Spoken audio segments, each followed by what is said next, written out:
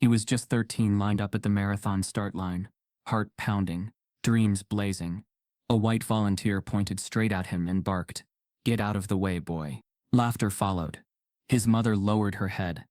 But Darius didn't move. He ran anyway. No number, no coach, no permission. And by the end, every runner was behind him. But what happened next? No one saw coming. Before we deep dive into this interesting story, subscribe to our channel and tell us where are you watching from. Share in the comments below. The early morning sun cast a pale haze over Marietta's maple-lined sidewalks, where the city's annual Unity Marathon was already in full swing. Banners waved cheerfully between lampposts, painted with phrases like "one race, one heart," and "all welcome." But the illusion of unity began to crack the moment 13-year-old Darius Clay stepped onto the scene. He wasn't supposed to be here. Not really. At least that's what the look in people's eyes seemed to say. His arrival didn't trigger applause or camera flashes, or even a nod of acknowledgement. He had no sponsor shirt, no family crest stitched onto his jersey, no registered number flapping against his chest, just worn-down sneakers a size too big, a pair of plain black shorts, and a fire in his lungs he couldn't explain. His mother, Lena, hovered by the chain-link fence that bordered the start line, her nurse scrubs still clinging to her from the night shift. She clutched a styrofoam cup that had long since gone cold, her eyes flickering between pride and unease. Darius didn't care about any of it. Not the awkward glances, not the branded tents he passed by, not even the fact that he was late. He'd promised himself he'd run today. For his father, for the stories he used to tell, for the track dreams that had slipped between the cracks of time and circumstance. But just as he nudged his way toward the tightly packed start line, a man in a neon yellow vest turned sharply. He was white, maybe in his 60s, with deep creases around his eyes, and a voice that barked more than it spoke. "Move, boy!" he snapped, holding one arm out like a barricade. "This ain't your lane. You're not registered. Step aside." The word boy landed like a slap. The kind that wasn't about age, but about hierarchy. About where you stood. Or didn't. A hush washed over the front rows of runners. One woman chuckled, under her breath. A man with expensive shoes shook his head slowly. No one stepped in. No one questioned it. Not even the official beside the man, who looked away and pretended to focus on his stopwatch. Lena's shoulders stiffened. Her fingers crushed the phone cup until it collapsed. Her lips parted, but no sound came out. Only her eyes spoke, and they screamed. Darius froze. His body went rigid, but not from fear. More like humiliation, the kind that slides down your spine and sticks behind your knees. He wasn't asking for a trophy. He just wanted to run. Behind him, the countdown began. 10, 9. His ears rang. Not from the crowd, but from the memories crashing back all at once. His dad's metal box tucked under the bed, the race photos faded with time, the whispered bedtime stories of a man who once outran wind on red clay tracks in South Carolina. 6, 5. The volunteer waved another boy forward. Darius was now outside the tape, a shadow to the event. 3, 2. Lena's voice, barely audible, broke through the buzz. "Run, baby." 1. The starting gun cracked like thunder, and Darius moved. Not toward the sidewalk, not back to the crowd, but onto the course. Not behind the racers, not beside them, but in his own lane. He didn't need their permission. His feet hit the pavement with an angry grace, his lungs drawing deep, burning breaths. Each stride felt like rebellion, each step a refusal to vanish. He was the last to start. He had no bib, no watch to clock his time, but he ran. The course twisted through the heart of Marietta, past churches and donut shops and old brick buildings. The route was familiar. He'd practiced on these streets when no one watched. He knew where the road dipped, where the incline punished, where the corners dared you to slow, and still, he passed them, one by one. A man in blue, then a girl with a long ponytail, then another, and another. He didn't look at their faces. He didn't care. His legs screamed. His shoes rubbed raw. But the rhythm of his body had found something sacred, something ancestral. He wasn't running for medals now. He was running to be seen. By the final mile, he was somewhere in the middle of the pack. The crowd had thinned. He could see the finish arch in the distance, just beyond the line of photographers who hadn't aimed their cameras at him once. He pushed harder. Past the pain. Past the noise. Past the voice still echoing in his head. "Move, boy." He crossed the line. No cheers greeted him. No medals draped over his neck. Instead, two volunteers stood stiffly by a folding table, one glancing at a clipboard. "You're not on the list," one of them said dryly. "I finished," Darius replied, chest heaving. "You weren't registered. No number, no chip. You're not official," the other added. He felt his breath stick. "But I ran the whole course." "You can't just show up and run," came the reply. "There are rules." He looked to the sidelines. His mother stood alone, her eyes glistening. She didn't clap. She didn't move. But she nodded once. Just once. And somehow that was enough. Darius turned away from the table. No results. No recognition. Just the ache in his legs, and a quiet kind of pride building inside him, messy and heavy. As the crowd began to disperse, Lena gathered her things slowly. She didn't expect anyone to speak to her. But someone did. An old black man with silver dreads and a slow, deliberate walk approached her. His eyes were sunken but sharp, like someone who'd seen too much to be surprised anymore. He said nothing at first, just looked down the road, where Darius had disappeared into the crowd. Then he nodded, almost to himself, and whispered, "Your son's not just fast. He's a storm." Lena Clay stood still for a long time, after the man disappeared into the crowd. Her fingers curled tight around the business card, like it might vanish if she blinked too long. The name printed in faded black ink stopped her breath for a beat. Reuben Hicks. Her memory pushed through decades of silence to recall the whispers she used to hear at her uncle's barber shop. The man could run like a shadow through fire. They blackballed him before he even touched the Olympics. Reuben Hicks. She hadn't heard the name in years. Some said he vanished after '92. Others said he left track behind when the Federation made him a public symbol, but denied him a medal. Whatever the truth, it had collided with her life this morning, in the form of a whisper and a card. That evening, after a silent drive home, Lena found Darius sitting on the back steps with his shoes off, and his pride folded into his lap like laundry no one wanted. His eyes didn't lift when she sat beside him, but he didn't flinch when she handed him the card either. He read it, confused. "Who's this?" She didn't answer right away. "Someone who thinks you're more than what they told you today." The next morning, Reuben Hicks showed up at their apartment complex. He stood by the basketball court in a faded Howard University jacket. Arms folded, gaze sharp. Kids playing ball slowed their game, giving him space without being asked. Lena and Darius met him near the cracked bleachers. Reuben didn't say much at first, just studied Darius like he was sizing up a blueprint. Then, finally, he spoke. "I saw you run. That wasn't legs. That was fury disguised as rhythm." Darius shifted uncomfortably. "I didn't win." "You weren't supposed to. Not officially. But you outran every lie they fed you." Lena stepped in. "What do you want with my son?" Reuben met her eyes, calm and unshaken. "To train him. Free of charge." Lena blinked. "Why?" "Because he needs more than just speed. He needs steel. And because someone once did it for me." Her instinct screamed to protect Darius. Reuben looked like the type of man who'd lost everything except conviction. But in that stillness, in that voice, there was something she recognized. Something Darius needed. Belief with no strings. "I'm not trying to make him a star," Reuben added. "This ain't about medals. It's about dignity. About running in a world that will keep trying to slow him down in every way but on the clock." She looked at Darius. His silence said what he hadn't been able to since the race. "Please, let me try." She nodded once. "Okay." Training began that same week. No gym. No high-end track. No cushioned shoes. Reuben led Darius to a condemned high school field, behind an abandoned church on the city's south side. The grass was wild, the bleachers rusted, and the track was nothing but a loop of cracked asphalt and weeds. But to Reuben, it was sacred. Every day after school, Darius ran. He ran until the soles of his cousin's shoes split, until his calves burned and his lungs clawed for air. Reuben stood silent most of the time, watching, timing, studying. Occasionally he'd shout something cryptic like "control the silence" or "don't let your knees lie." Darius didn't always understand, but he obeyed. At school things started to shift. Kids began asking questions. "Why you always limping to homeroom? Where you running to, man? The projects?" But it wasn't just jokes. It was locker notes that read "keep chasing, slave," and whispers during gym, like he thinks he's gonna be the next Jesse Owens.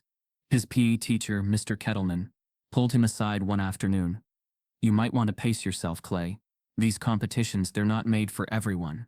Darius didn't respond, but the words dug in deep. One afternoon, during a rain-soaked practice, Reuben finally spoke more than usual. Darius had just finished a punishing set of uphill sprints and collapsed under the bleachers. Reuben walked over slowly and dropped a soaked towel next to him.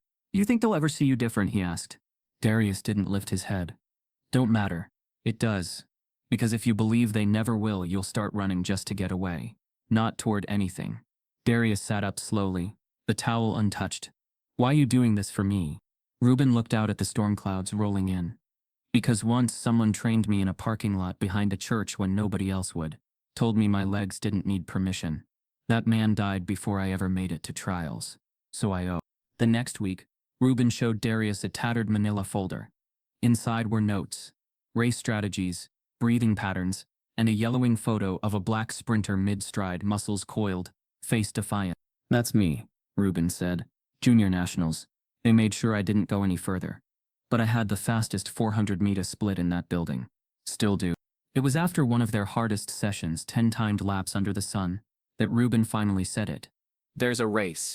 Darius looked up, sweat pooling on his collarbones. Private prep school meet. Invite only. High profile. College scouts. One of those schools that only opens its gates when they need a trophy runner. Darius wiped his face. And I'm invited? Reuben smiled. But it didn't reach his eyes. You are. But they don't know you're the storm yet. Lena received the email later that night. It was brief and formal. Willard Academy was delighted to offer her son an invitation to compete in its annual winter track showcase. No entry fee. Just show up. But everyone in Atlanta knew what Willard Academy was. A prep school for the sons and daughters of CEOs, judges, and senators. Not a place where kids like Darius were expected to belong, unless they were brought in for display, not competition. Lena read the email aloud at the dinner table. Darius sat quiet, chewing slowly. Do you want to do it? She asked softly. He didn't answer, but the grip on his fork tightened. Reuben's voice echoed in his mind. This ain't about medals. It's about dignity. Willard Academy did not welcome outsiders. It curated them. The morning of the winter track showcase, Darius Clay stepped off the bus with a plastic duffel bag and cracked earbuds that barely worked. Around him, the Willard parking lot gleamed with Teslas and imported SUVs. Athletes arrived with monogrammed gear, private trainers, and clipboard-toting parents. Their uniforms matched. Their shoes matched. Even their skin, mostly, matched. Darius, in a faded t-shirt and fresh sweat from the bus ride, looked like a stain on a showroom floor. The silence that greeted him wasn't overt. It was precise. Calculated. 100 glances that looked away too fast. Whispered laughter behind clipboards. One boy muttered something under his breath as Darius passed. He didn't catch it, but the venom was familiar. He walked alone to the registration table, where 2 volunteers, both white, both young, paused when they saw him. Name, one asked without looking up. Darius Clay. She scanned her sheet too long. You're not in the Willard system. No, he said flatly. She finally found his name, barely concealed her surprise, and gestured. Lane 8. Heats begin in No welcome. No smile. Darius turned to leave, and just as he walked away, he heard it. I think this is their scholarship case, one of them whispered. Inside the stadium, the field shimmered with money. Willard's track wasn't rubber. It was imported material from Europe, layered in a deep ocean blue. The scoreboard flashed warm welcomes and featured smiling photos of student athletes. Not one face resembled Darius. Reuben Hicks sat high in the bleachers, a black hoodie pulled over his head like armor. Lena sat beside him, rigid, her hands folded in her lap like she was holding back lightning. Darius jogged a slow lap to loosen his muscles. The other runners watched. Some smirked. One boy, clearly team captain by the way, others orbited him, stretched in place, and stared. The boy stepped into Darius's path just as he passed. Darius stopped short. Didn't expect you to show, the boy said. Most tokens cancel before the embarrassment. Darius didn't respond. You for me side right, he added. I've seen the videos. Real inspirational. The sarcasm stung, but Darius turned and kept jogging. Reuben had told him not to give them what they wanted. His anger. As race time neared, Darius tied the laces of his new shoes, A gift from Ruben, the only pair with decent support he'd ever worn. He whispered quietly to himself, repeating the same line over and over. Control the silence. The gun cracked. 8 boys took off like arrows from 8 polished bows. Darius's start wasn't perfect. He was half a step late, but his acceleration swallowed distance like wildfire. Lane 8 curved wide, pushing him further from the center, isolating him visually and strategically. That was no accident. By the second turn, he'd closed half the gap.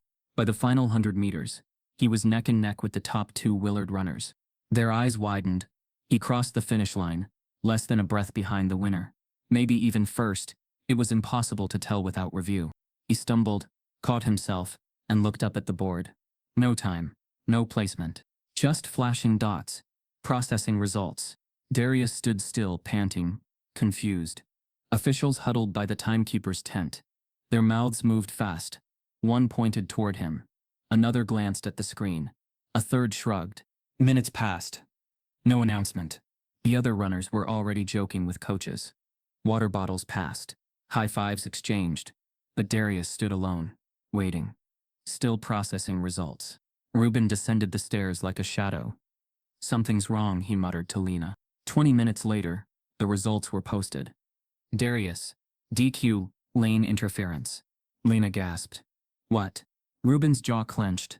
No footage. No explanation. Just a single line next to his name. Darius stared at it for a long time, his chest still rising and falling like he was stuck mid-race. He walked to the official tent. Why was I disqualified, he asked. The older man at the table didn't look up from his clipboard. Lane violation. I stayed in my lane the whole race.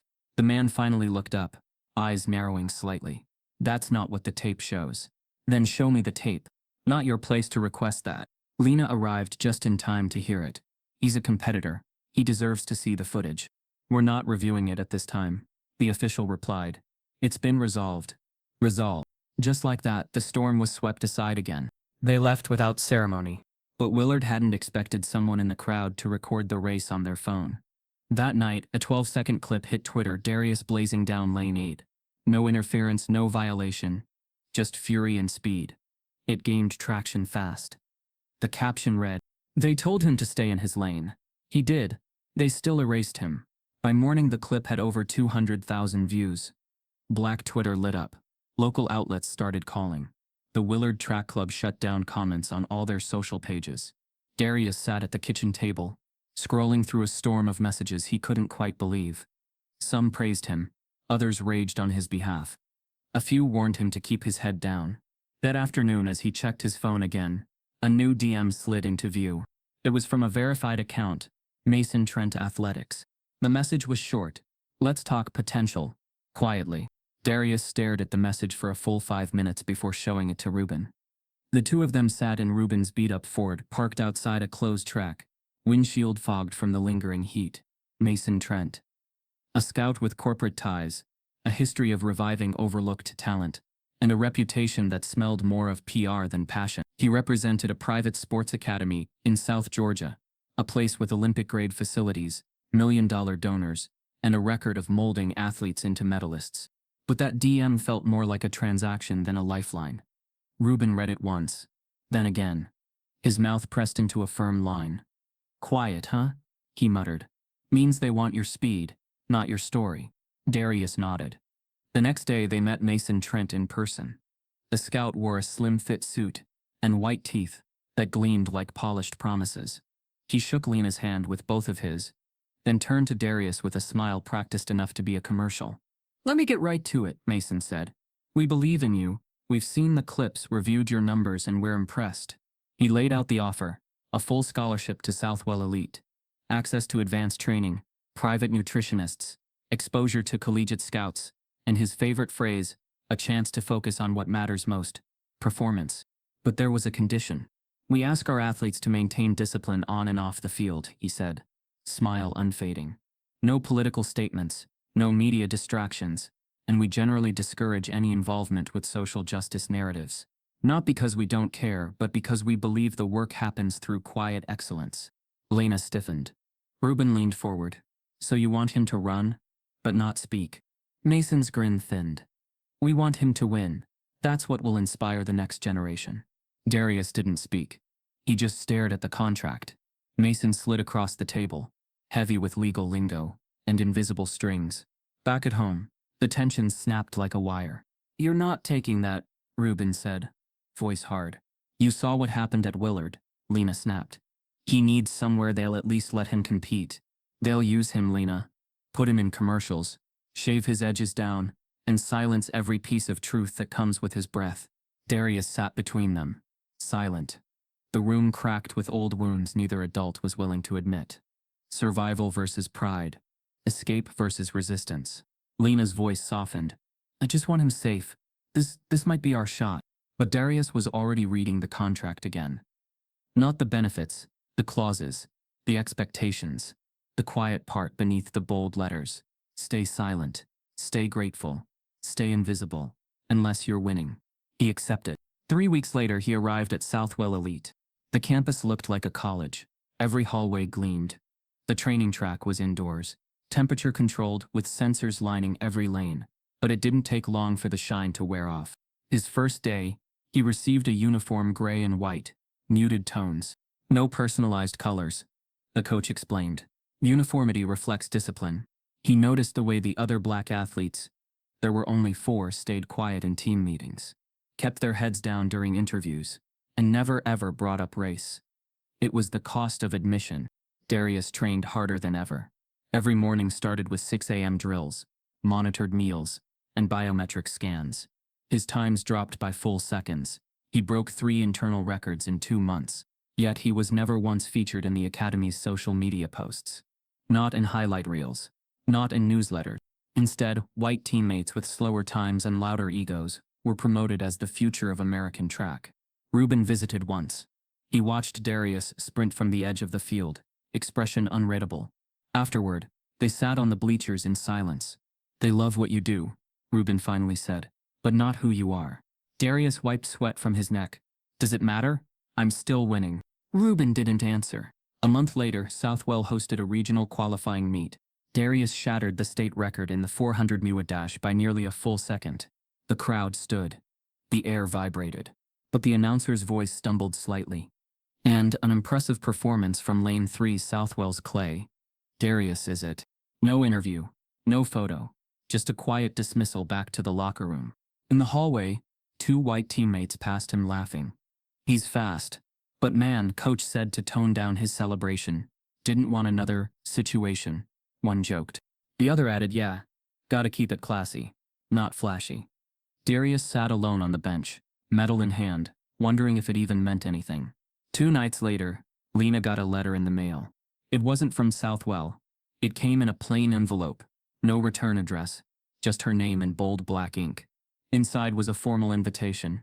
"Darius Clay has been selected to compete in the Southern Youth Invitational." It was a major national event, televised, prestigious, and brutally selective. But neither she, nor Darius, nor Reuben had ever applied.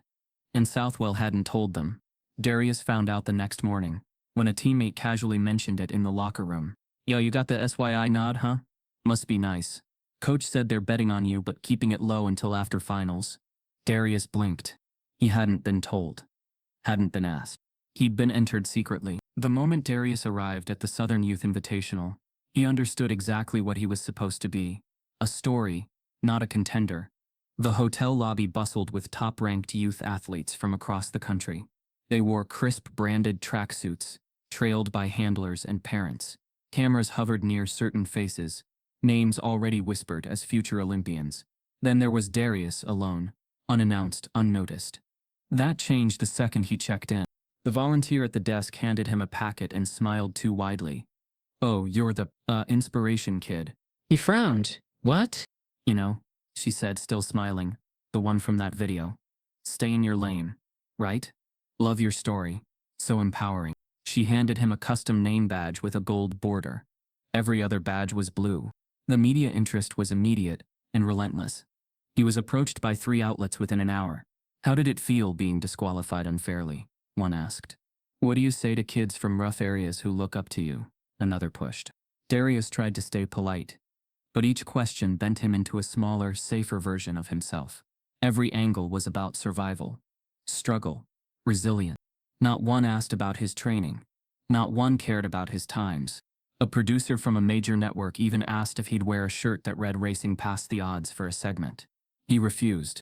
Southwell's head coach, who had barely spoken to him since the last meet, suddenly appeared more present, offering tips, managing interviews, and reminding Darius, "We're proud of your poise. Keep things classy."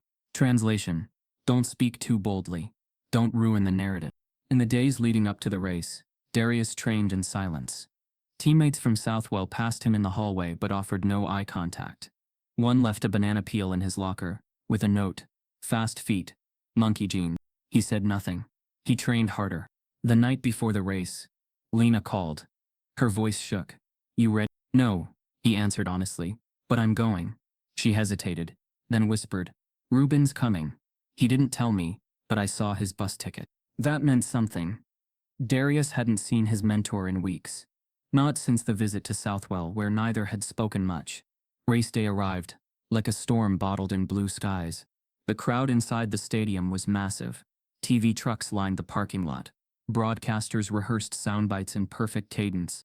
Darius warmed up like he always did. Alone, headphones in, Ruben's voice in his head: "Control the silence. Don't let them narrate your breath." But when he reported to the track marshal, something had changed. "You've been reassigned to lane 1, the woman said. He blinked. I was seated in lane 4. Coach said switch was strategic. Lane 1 was the inside curve, tightest turn, hardest start, worst visibility. He turned toward the Southwell coach, who was busy laughing with another athlete. The coach gave a subtle nod, as if daring Darius to complain. He didn't. He walked to lane 1 and knelt. The gun cracked.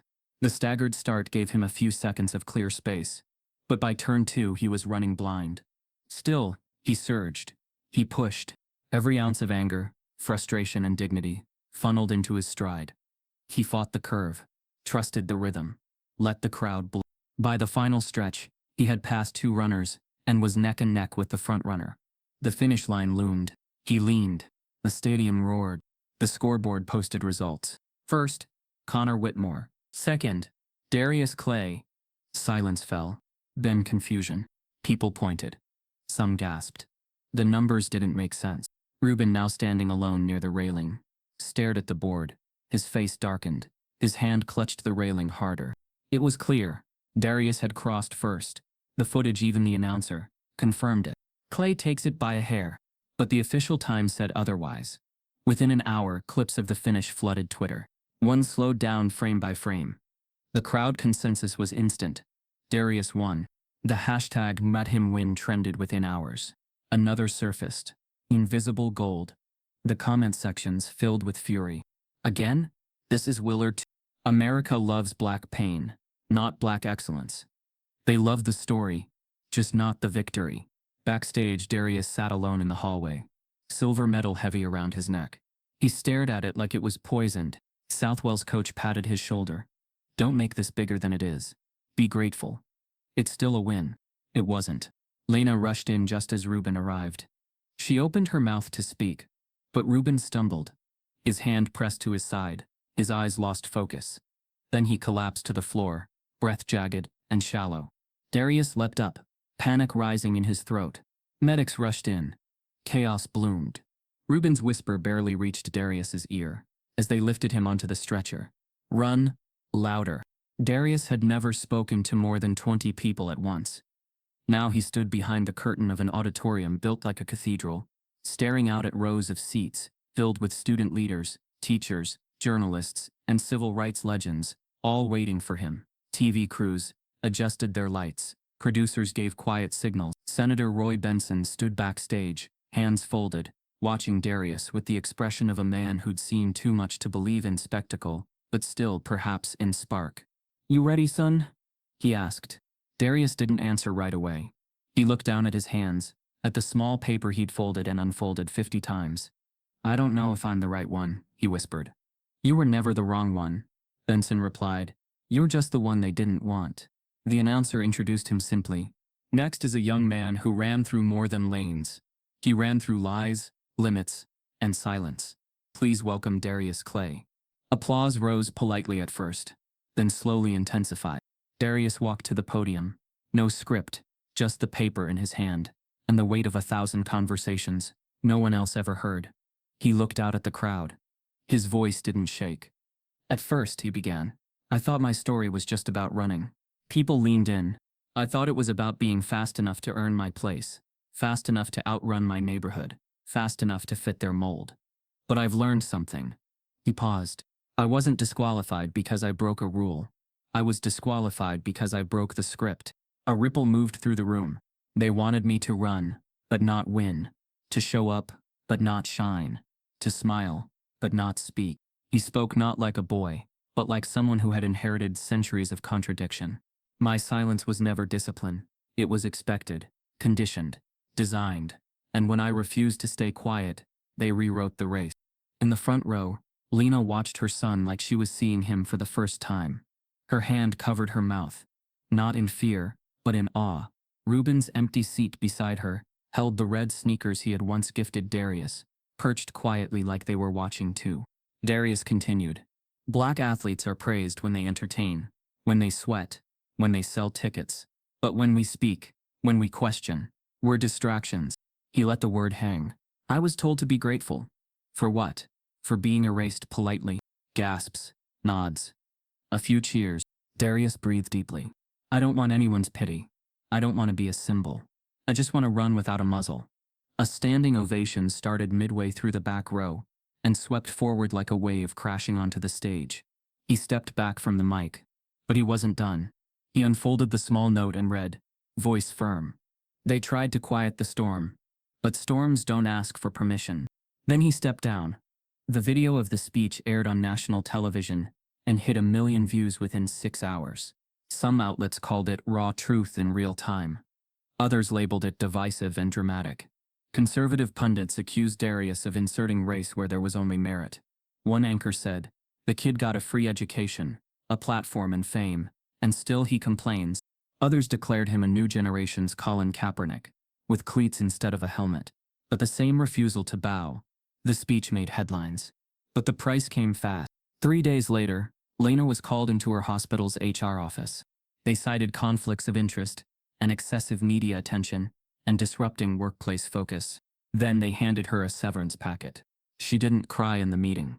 She signed the paper, shook hands with people who wouldn't look her in the eye, and it was only when she got home and saw the envelope taped to the door, anonymous, no return address, that she sat on the steps and let her shoulders fall.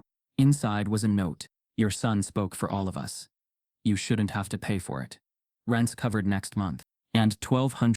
Darius sat in the living room when she returned. She handed him the note without saying a word.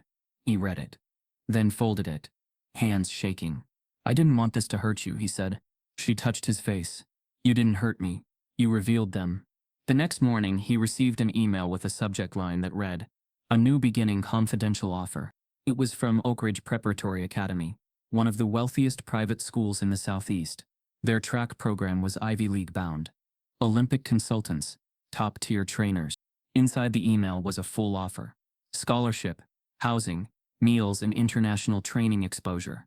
But near the bottom of the message was a clause titled Image Integrity Guidelines. It read, athletes must agree not to engage in any political expression, public dissent or participation in external media interviews, unless pre-approved. Violation may result in immediate dismissal. Attached was a pre-signed non-disclosure agreement. They wanted his talent, but not his voice. Again, Darius stared at the offer for a long time. Ruben's shoes sat by the window. The medal from the rigged race hung beside them. And in his pocket, folded down to a crease so deep it was nearly torn, was the note from that anonymous envelope. You shouldn't have to pay for it. 2 days after the rejection letter, Southwell's administration released an official statement. It was short, sterile, and steeped in coded language. Due to a pattern of unsportsmanlike conduct and deviation from team values, Southwell Athletics has made the decision to remove Darius Clay from our upcoming national competition schedule. There was no mention of the protest. No mention of the footage proving Darius had won. No mention of the hashtag storm overtaking social media. Just 5 sentences designed to sound professional, but meant to punish. Darius read it in silence, his phone buzzing with messages he didn't answer. The words repeated in his mind. Unsportsmanlike conduct, as he stared at Ruben's running shoes beside his bed. What part of honesty was unsportsmanlike? Was leaning into truth now considered an infraction? The reaction among Southwell's student body was immediate. By sunrise the next day, someone anonymous had posted grainy printouts all over campus. Darius's face mid-sprint on one side, the phrase unsportsmanlike stamped in bold across the bottom. Each locker, each classroom door, each hallway bore the same quiet rebellion. At lunch, students organized a walkout. By second period, over 100 of them had gathered on the school track, silent, mouths covered in duct tape.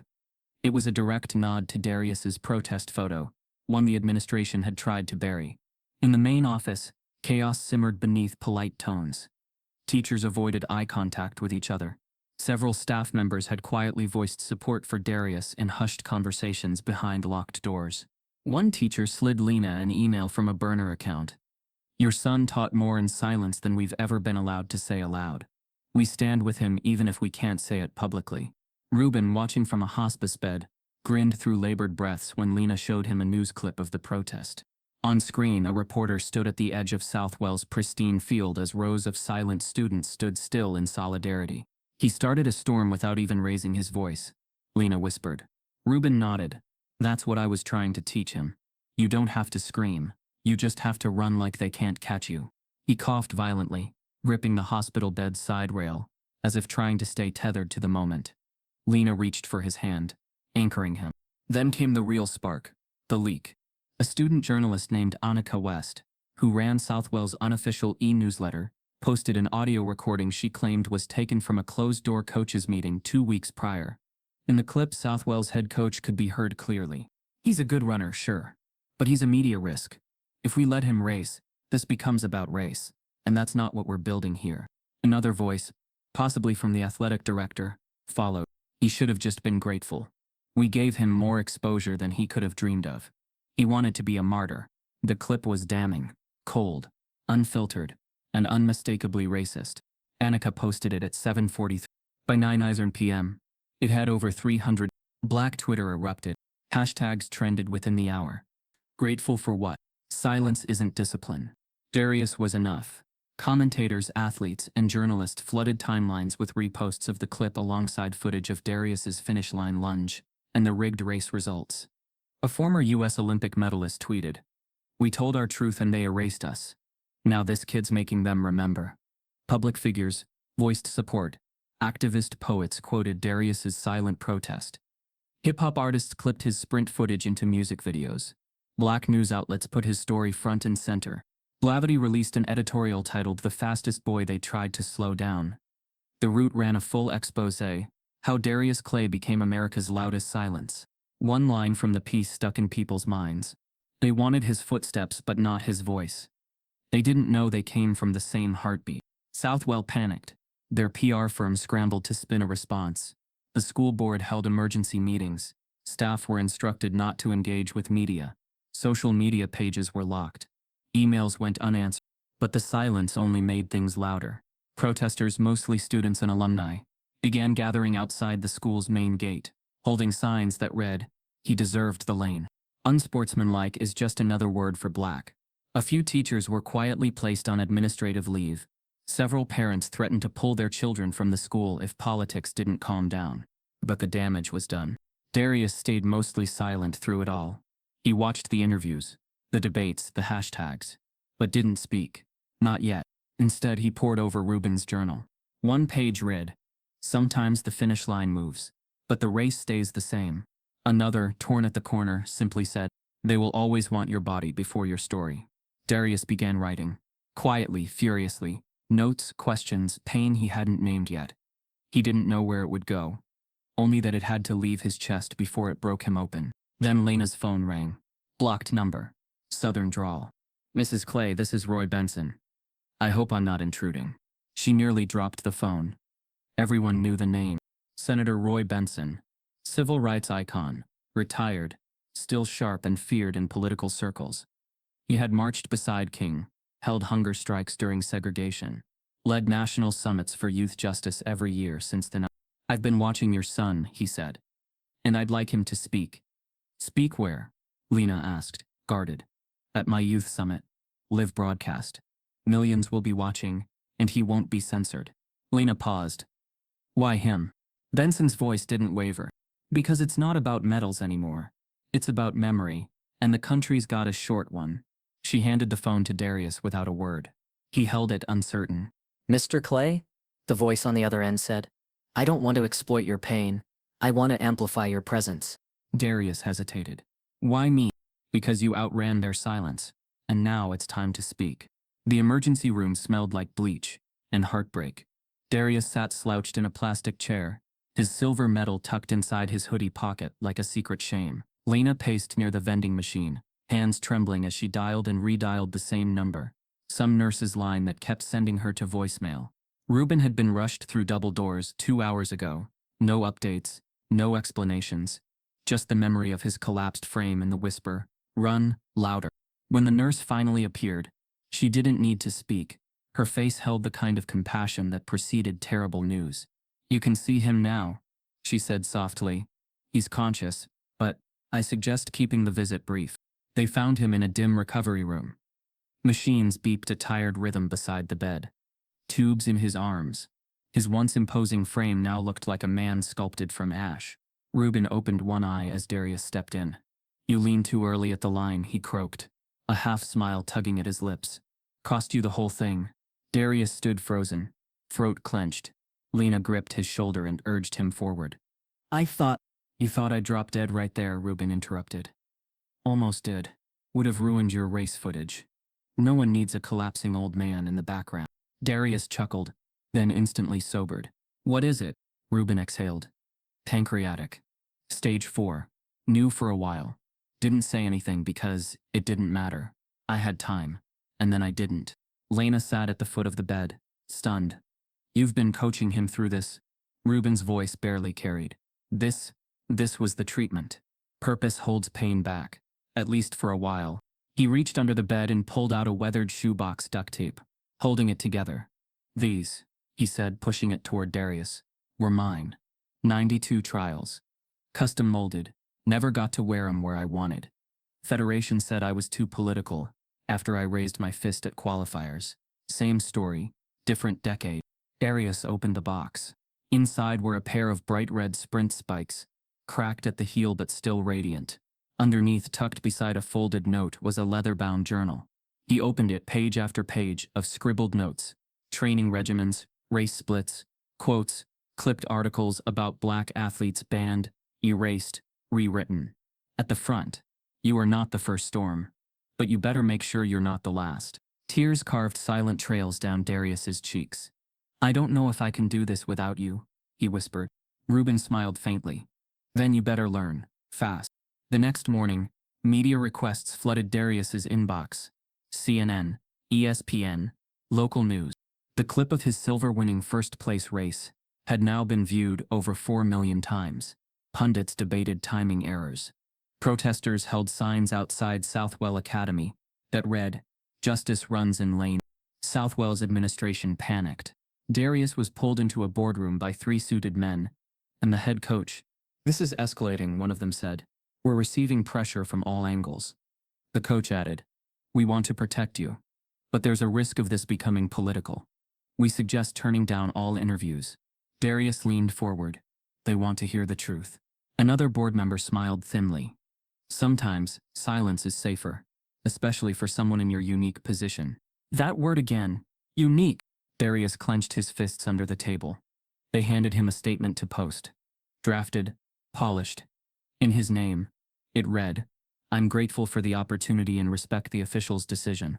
I'll continue to focus on my growth as an athlete." He refused. They didn't argue, just stared. Cold, measured. That evening he went home and recorded a video anyway. He didn't name names, didn't rage. He simply said, "I'm not here to be anyone's symbol. I'm here to run, and I ran faster than anyone else. That should be enough." The clip was reposted over 700,000 times. 2 days later, Lena checked the mailbox. A new envelope. Official seal. No sender. Inside was a single sheet of paper. "Southwell Athletics regrets to inform you that Darius Clay has been removed from the National Pre-Olympic Trial schedule. No additional entries will be accepted. Fine. No reason. No hearing. Just a name erased. Again. Darius stared at the letter for a long time. Then he opened Ruben's journal. On a blank page he wrote, "They banned my presence, but they can't ban my footsteps." The gates at Oak Ridge Preparatory Academy opened like the iron smile of a world that had long since decided who belonged. Pillars flanked the main entrance, adorned with golden plaques etched with donor names.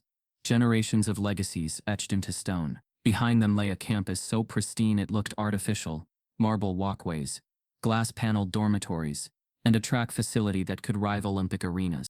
Darius stepped out of the SUV provided by the school. A student handler in a fitted Oak Ridge blazer greeted him at the curb, clipboard in hand, expression locked in rehearsed professionalism. "Mr. Clay, welcome to Oak Ridge," she said, with a kind of politeness that felt both over-rehearsed and under-sincere. "We've arranged a personal tour, and you'll meet Coach Langston after orientation." Darius nodded, but said nothing. The weight in his chest hadn't left since he signed the offer. Not because of the facilities, not even the pressure, but because he knew deep down, he had not been invited here for freedom. He had been recruited for silence. 3 days earlier, the contract sat on his kitchen table like a quiet ultimatum. Lena paced in the living room, her mouth tight with restraint. Darius read it line by line. At first the language was soft. Full scholarship, access to world-class coaching, pathway to Olympic trials. Then came Section 12, titled innocently enough, Personal Conduct and Institutional Representation. Student-athletes must refrain from political demonstrations, racially charged commentary, or media interactions that may reflect negatively on the school. All public statements must receive prior institutional approval. Breach of policy may result in immediate scholarship termination. "No protest." No Ruben, no grateful for what, not here. Darius tapped the paper with his finger, eyes low. "It's just ink, right?" he said. Lena looked at him like he was breaking in front of her. "No, it's a muzzle." Still he signed.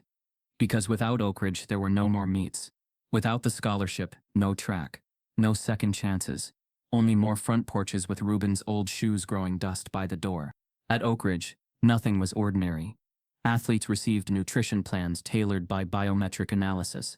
Their workouts were tracked by performance software. Their sleep was monitored. Their language, molded. Darius was issued 5 sets of uniforms, gray and navy. No slogans, no self-expression. His old red hoodie was tucked away in a suitcase under his bed. The school told him it didn't meet team image standards. His social media accounts were scrubbed clean by the school's digital PR staff. Brand alignment, they called it. Posts referencing past controversies were archived. Passwords were changed for safety, and he was instructed to forward all interview requests to admin. "I'm just here to run," Darius muttered to himself. In public, he became a jewel in the Oak Ridge crown. The school's Instagram posted polished shots of him running under golden light. The captions praised his comeback.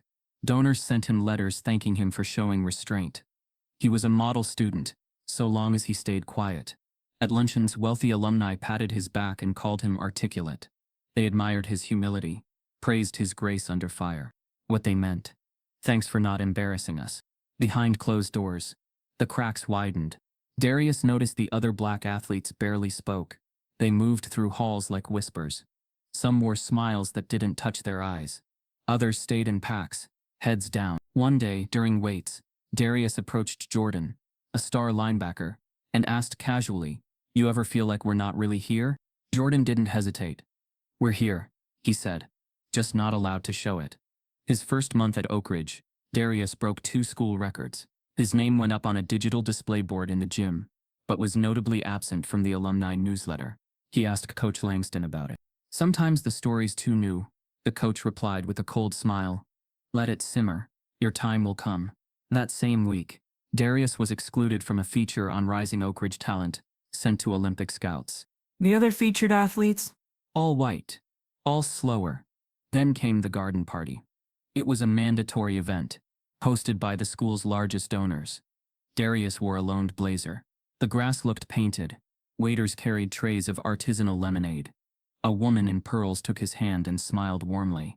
"You are exactly what this school needed," she cooed. "So poised, so composed. You don't carry that anger, you know? The kind we see on TV." Another donor leaned in, voice low. "We were so impressed with how you handled that whole drama." You could have gone full activist. But you rose above.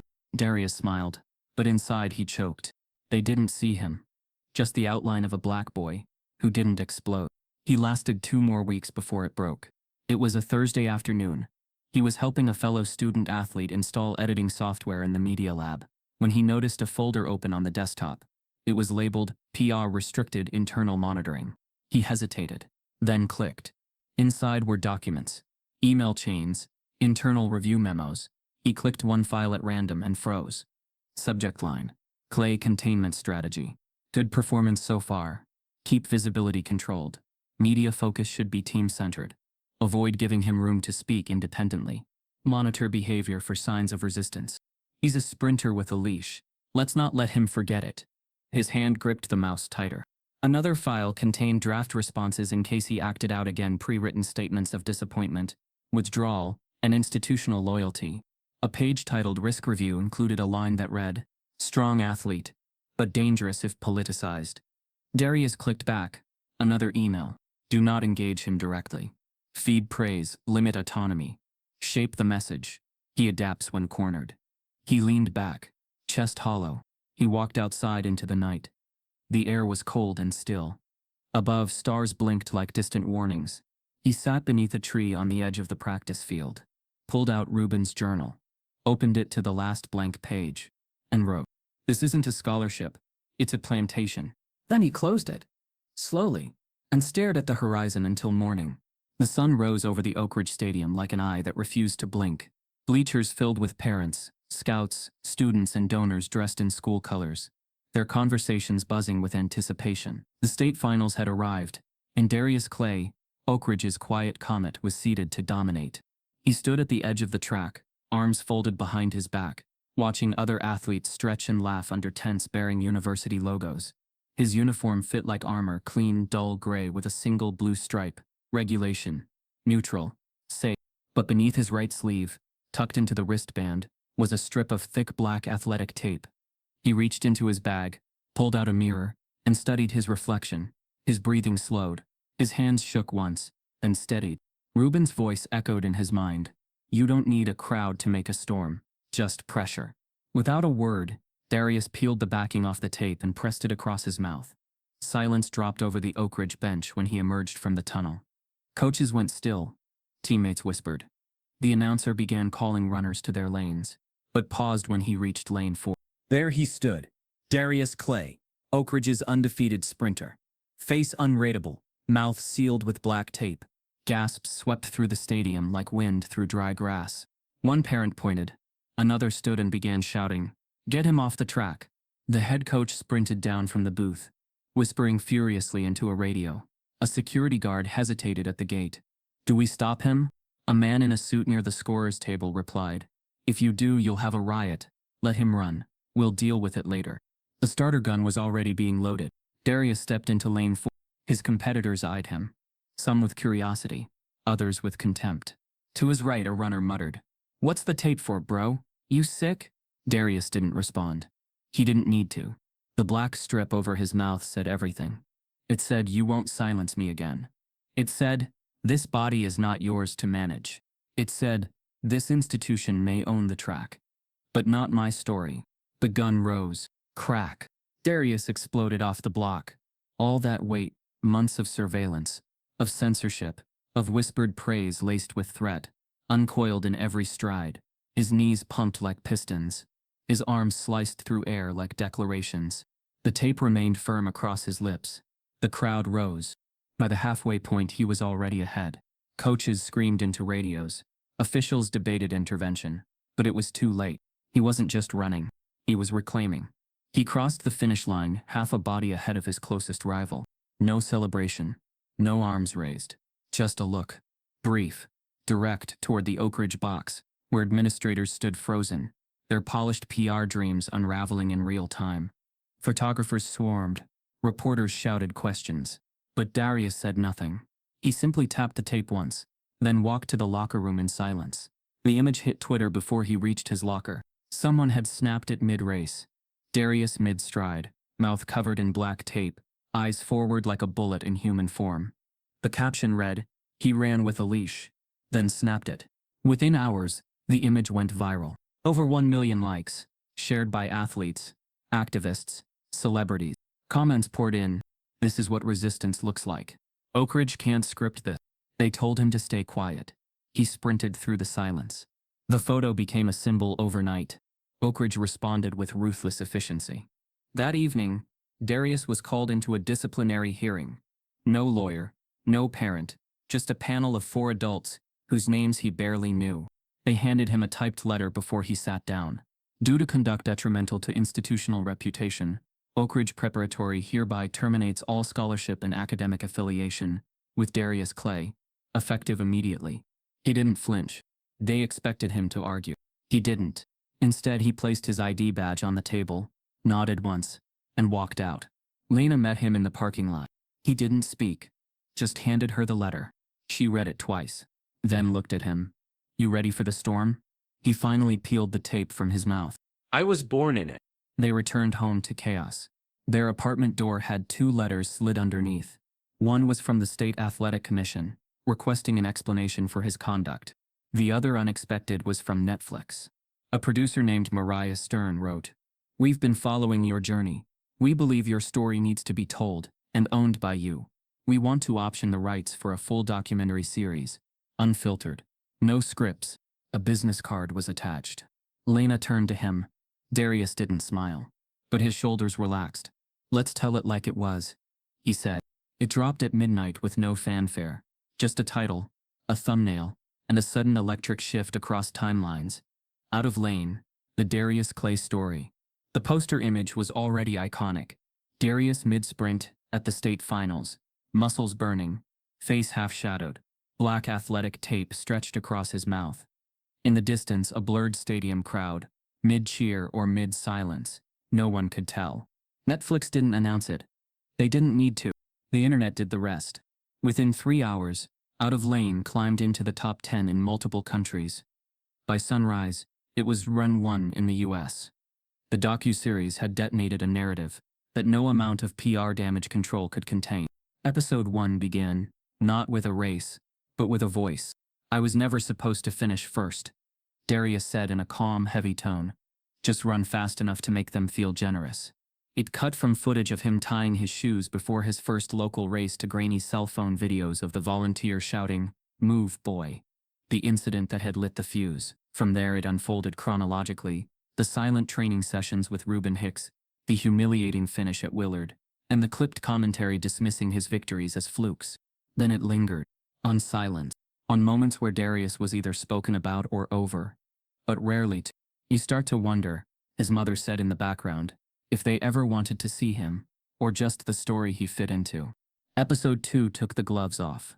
It pulled back the curtain on youth athletics, contracts from elite schools with silencing clauses, image manipulation guides, internal emails from coaches referencing media liabilities. Reuben's journal pages were read aloud, layered over images of handwritten lap times and underlined mantras.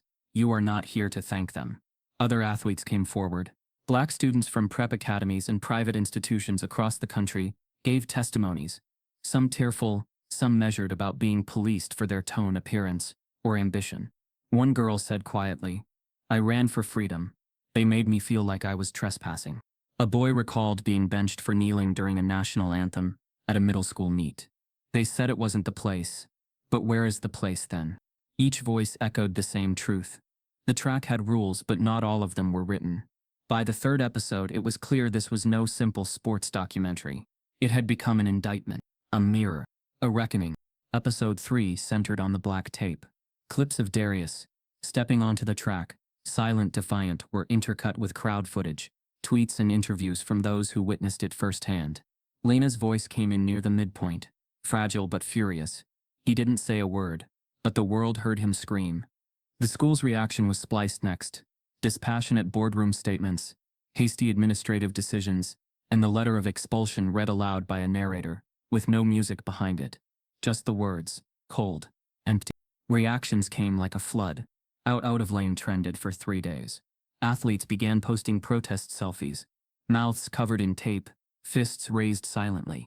Civil rights organizations called for immediate reviews of school athlete agreements.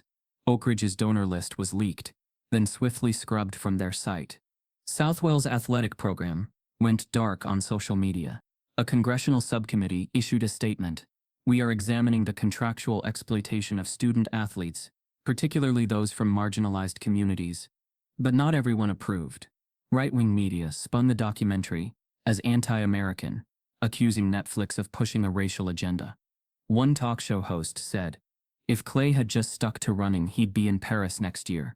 A prominent newspaper columnist wrote, "We're raising a generation that confuses discipline with suppression." But even in criticism, Darius's name couldn't be ignored. Darius, however, stayed quiet. He watched the docuseries alone, lights off, knees pulled to his chest, Ruben's shoes beside him on the floor. He didn't cry. He didn't cheer. He just watched.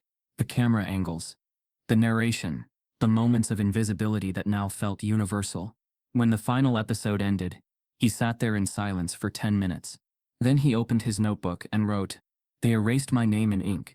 I carved it back in fire." Offers started arriving within days. Brands, nonprofits, media companies. A global sneaker brand offered him $250,000 for a limited campaign, with the tagline "Fast, Free, Fearless." He declined. Another wanted to use his silhouette for a motivational poster line, sold in high schools. He declined. One message read, "We love what you represent. Just don't go political again." Darius didn't even respond. Instead, he posted one line on social media. "I'm not a product. I'm a person. You can't copyright my story." It broke 1 million likes in 12 hours. Then came the ripple effect. Southwell was sued by 2 former athletes, citing systemic abuse and psychological manipulation. Oak Ridge was placed under review by a national school board coalition. Parents across the country began demanding contract transparency. A new student coalition formed, Track Truth. Their mission to build a publicly accessible database of youth athletic contracts, calling out schools that buried gag clauses in fine print. Darius didn't lead the charge. He didn't need to. He had become a symbol, whether he wanted it or not. Netflix released viewership numbers a week after the launch. 47 million views globally in 7 days. Darius was invited onto late-night shows, news panels, podcasts. He turned most down. He didn't want to become a mascot for pain. Only one interview caught his attention. A local Atlanta podcast called Roots Pos Rhythm, run by 2 former track stars who'd grown up in the same housing projects as Ruben Hicks. They didn't ask about brands or politics. They asked what Darius missed most. "Running in the dark," he said. "When nobody's watching, when it's just you and the road, and no one's asking for silence." The world moved faster than ever. But one thing stopped him cold. An envelope arrived in the mail. No logo, just his name, handwritten in blue ink. He opened it. Inside was a letter from the United States Olympic Junior Trials Committee. "After thorough review of your prior disqualification and expulsion, we have deemed the ruling as procedurally compromised. You are hereby reinstated as an eligible athlete." The letter continued. "If you are interested in representing Region 4 in the upcoming junior trials, please confirm your intent within 4." Attached was a new registration form. No silence clause. No branding requirement. Just a blank space beside preferred name for registration. He read the letter 3 times. Then he stared out the window, heart thudding against the memory of Ruben's voice. "You'll know when it's time to run again." He picked up a pen. Darius didn't return to the spotlight. He returned to dirt. Behind a shuttered middle school, on the outskirts of Atlanta, lay an overgrown, cracked oval, the forgotten track where Ruben had first taught him how to run. There were no stadium lights, no sponsors, no digital timers. Just silence. Just sweat. Just legacy. Each morning, Darius arrived before the sun. He ran in silence, Ruben's battered journal tucked into his duffel bag, and his old red sneakers laced tight to his feet. No coach, no cameras, no approval needed. This wasn't training for medals. It was revival. Lena often joined him, not to coach, but to witness. She stood at the finish line with a thermos of coffee and eyes sharp as winter. Sometimes, after long sprints, she jogged a lap beside him. She never spoke during those runs. Neither did he. Their silence became scripture. One morning, after a series of punishing intervals, Darius collapsed onto the gravel. Sweat poured from him. His heart pounded like a drum in a war zone. Lena knelt beside him and gently wiped his forehead with a towel. "You're pushing too hard," she murmured. He looked up at the dim gray sky. Not hard enough. She hesitated. You already proved them wrong. He exhaled, voice low. I'm not running for them anymore. The Junior Olympic qualifying meet was held in Athens, Georgia.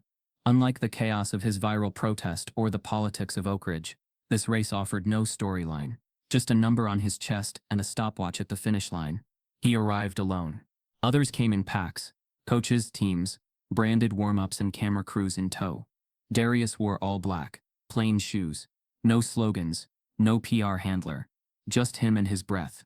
At check-in, the official blinked twice when he saw the name. Clay, you're that kid, right? The one from... Darius handed over his paperwork without replying.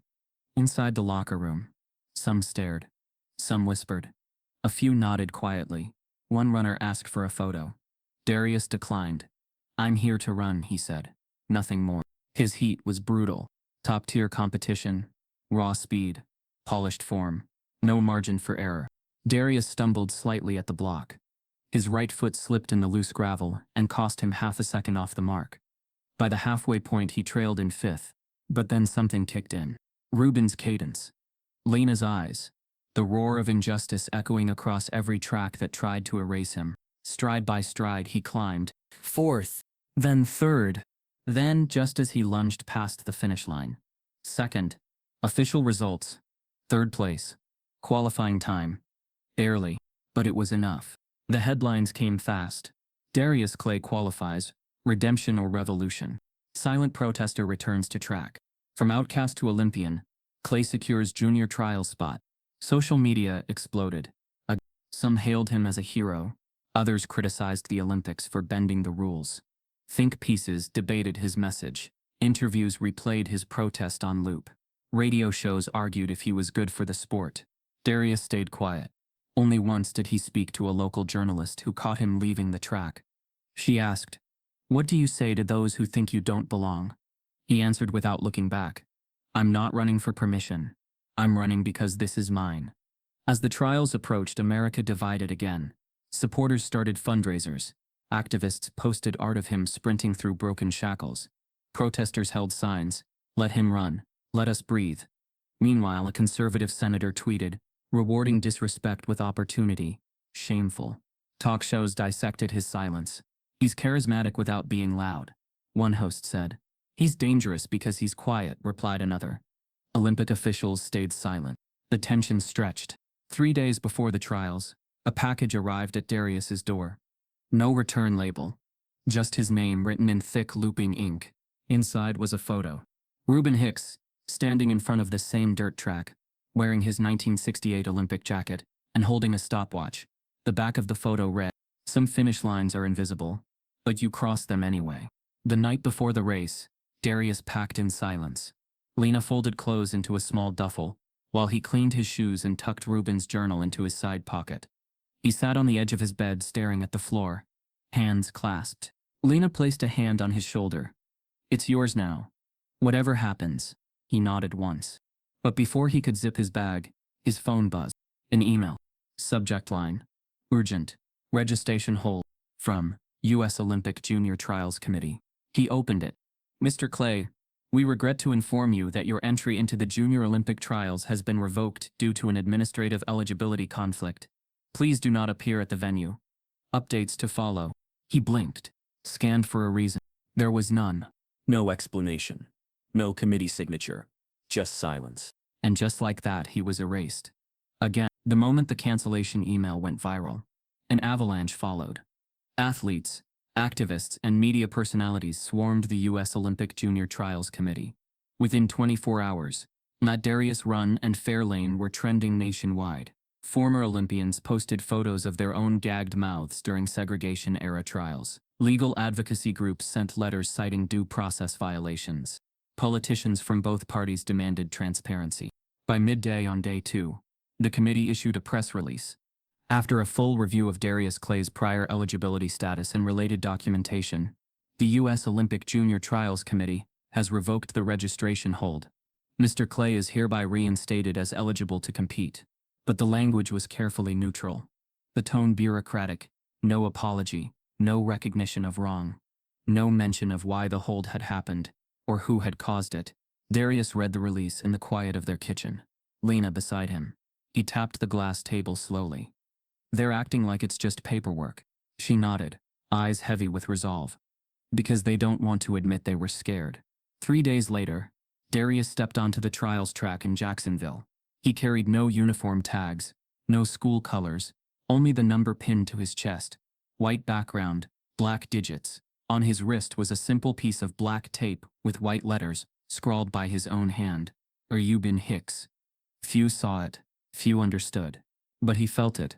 A pulse of history and intent coiled beneath his skin. He warmed up silently. Some athletes glanced curiously. Others glanced away. Coaches whispered to each other, measuring him again, as if they'd seen a ghost, or a reckoning. Before the race, a journalist offered him a lapel mic. Would he speak on camera? He shook his head. I'll let the run speak, he replied softly. The gun cracked. Everyone leapt.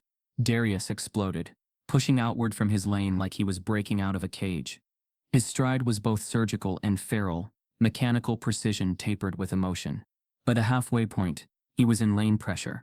A tight turn threatened to choke his rhythm, but he leaned into it, trusting the dirt track memory in his muscles. A rhythm trained under sunset skies beside an empty middle school. With 100 meters left, he surged, first past second, then third, then first. He broke the tape with his chest, staggered, collapsed forward. The crowd rose as one. The scoreboard flashed 45.37 seconds, a new national youth record. He sat up slowly, gasping. The announcer voice broke across the stadium loudspeakers. Ladies and gentlemen, that was Darius Clay, national youth record, by more than 0.2 of a second. But as twisted as the time sounded, the moment was crowned with an unfiltered line on live broadcast. He wasn't supposed to win. In that single breath, 1,000 injustices landed out loud. The cameras zoomed in, capturing his face, sweat, black tape on wrist, defiance in his eyes, even as tears welled. Newsrooms exploded. Clay shatters record in crowd-pulling moment. Silent protester becomes fastest youth in America. When silence runs loudest, talk shows played his finish in slow motion. Social media lit up with reactions. Some cheered. He redefined the lane. Others jeered. Too political. Too loud. Underground youth leagues posted his qualifying splits next to Gill's old records with animated graphics. But the word mercy never appeared. Only the word movement. And momentum. Backstage, media escorted Darius through press tents. Cameras flashed. His mother hugged him tightly. Across from them, a reporter asked, "What's next?" Darius paused, eyes flickering. He tapped his wrist tape, closed his fist, and said, "This isn't victory. It's a starting line." That evening, Darius got a text from the Olympic Trials Committee head. "Please acknowledge the reinstatement statement as firm. We do not intend to revisit eligibility rules further this season." He typed out a response but deleted it. Instead, he replied, "Understood." Then he shut off his phone. Later at dinner, Lena asked, "You okay?" He looked at the red sneakers on his bed, the same ones Ruben had gifted him. "Tonight feels different." Lena studied him. "Not because you ran, but because they recorded when you flew." He looked out the window toward the empty track behind their building, then back at the shoes. "Next time," he said softly, "I won't leave anything invisible." The offer had glittered. Big-name sponsors, multi-million-dollar contracts, instant brand deals, press tours, Olympic uniforms with his name stitched in gold. All Darius had to do was shut up, smile, run, collect medals, repeat. He didn't even reply, just clicked decline and closed the laptop, then walked out the door with Ruben's shoes in his hand. The next morning, whispers turned to waves. Someone had leaked it. Darius Clay had turned down Team USA, not out of arrogance, out of refusal. He wasn't running for applause. He was running for something older than flags and bigger than stadiums. By noon, word spread. Darius would run one last race. No sponsors, no medals, no officials. The location? Ruben's old dirt track, behind the shuttered middle school. A space no longer forgotten. It began with a few curious neighbors, then news crews, then buses of students from across the South.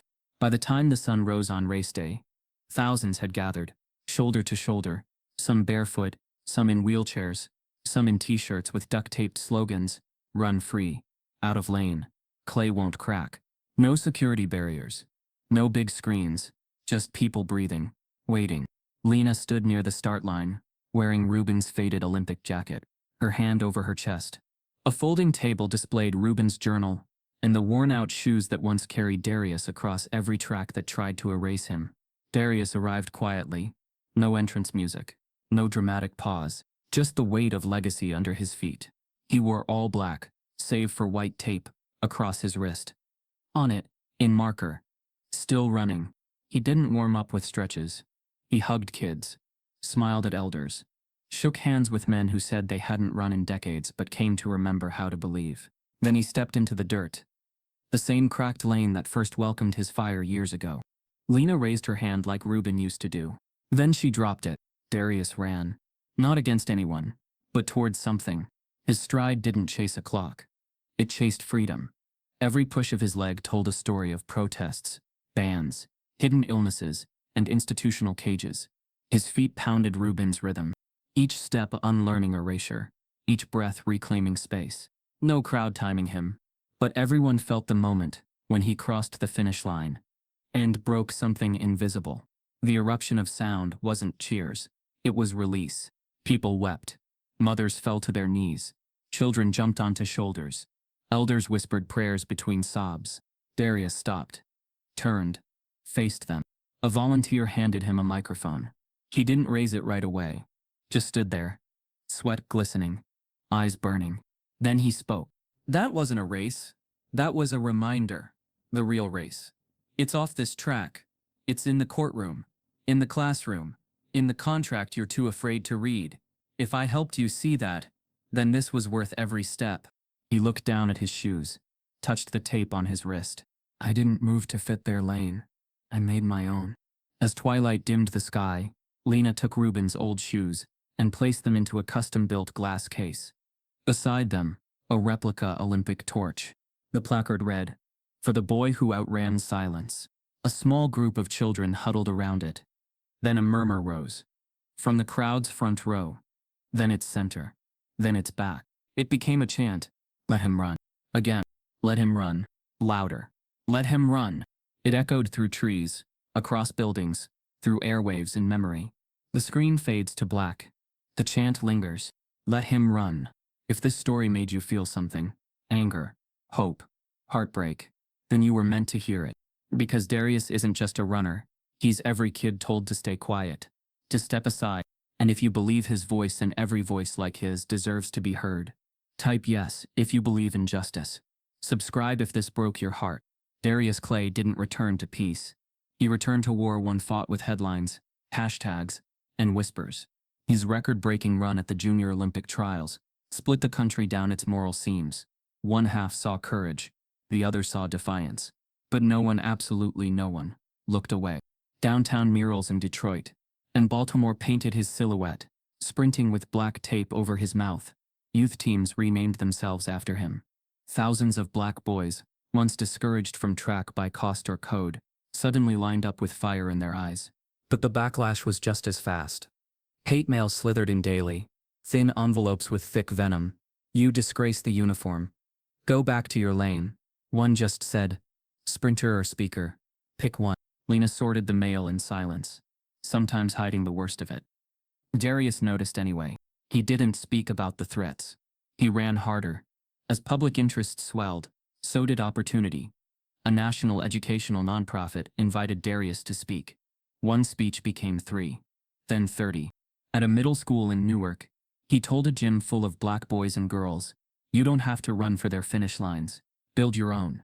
In Atlanta, he sat on the edge of a stage with kids who wore worn-out sneakers and dreams too heavy for their zip codes. One boy raised his hand and asked, "What if they don't want us there?" Darius replied, "Then we arrive louder." His speeches weren't motivational fluff. They were battle plans spoken in poetry. The Track Truth Foundation, once a simple tribute, became a full national youth program. They offered free coaching, shoes, and legal help for kids facing discrimination in school athletics. Cities from Oakland to D.C. adopted the model. A shift was happening. Darius had become more than a runner. He was a reckoning. But fame is a two-edged metal. Reporters began probing his past, twisting small truths into controversy. A blogger claimed he was being radicalized. A political radio host called him an ungrateful flash in the pan. A Texas high school painted over a mural of him, citing community discomfort. At a meet in Tennessee, he found the phrase "stay in your lane" scratched into his locker. He said nothing, just ran faster. That day he broke another record. Despite the noise, one thing was undeniable. Darius Clay was the fastest youth sprinter in America. So when USA Track and Field began assembling the international youth team, they came knocking privately, quietly, politely. A meeting was arranged. He and Lena arrived at a polished downtown office. The men across the table wore crisp suits and rehearsed smiles. "You're a generational talent," one began. "You'd make this country proud." Then came the folder.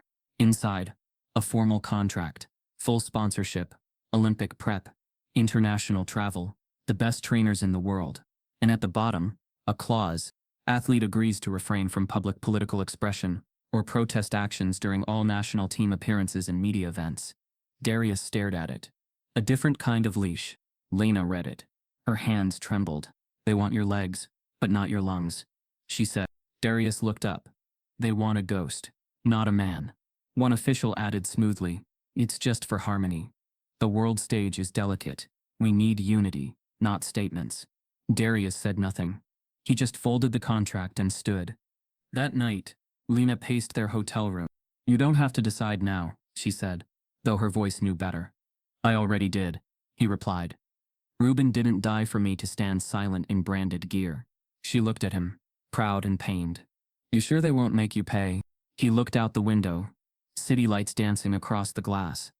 "I'm sure they already tried." The next day, Darius held a press conference, not in a hotel or stadium, but at the cracked dirt track behind his old middle school. The same one where Ruben trained him. The same one they tried to erase. He stood before the media with a single sheet of paper in hand, the torn contract. Behind him stood a dozen kids from the first Track Truth program. All wore black. None wore silence. Darius spoke clearly. "They told me to run, not speak, to win, but not remember. I will not represent a flag that fears my voice more than my speed. I'm not just fast, I'm free." Then, without drama, he ripped the contract in half. The photo of that moment would go viral before nightfall. Some brands distanced themselves immediately. Others came calling, offering more money, less restriction. Darius ignored most of them. Instead, he doubled down on coaching, mentoring, visiting youth centers. In a Boston gym, he taped up shoes for a boy who hadn't spoken all week. In Chicago, he spoke at a detention center where teens called him Coach Clay. But hate didn't die. Anonymous threats arrived in emails and letters. Slurs, death wishes, warnings. He saved every one of them. Not for vengeance, for record. So no one could ever ask, was it really that bad? Then the call came. From the Olympic Committee directly. Calm voice. Soft tone. "Mr. Clay, we'd like you to consider representing the United States at the upcoming International Youth Games. We believe you're the right story, the right face, the right time." Pause. There would still be guidelines. About interviews. About messaging. Darius stared at the floor.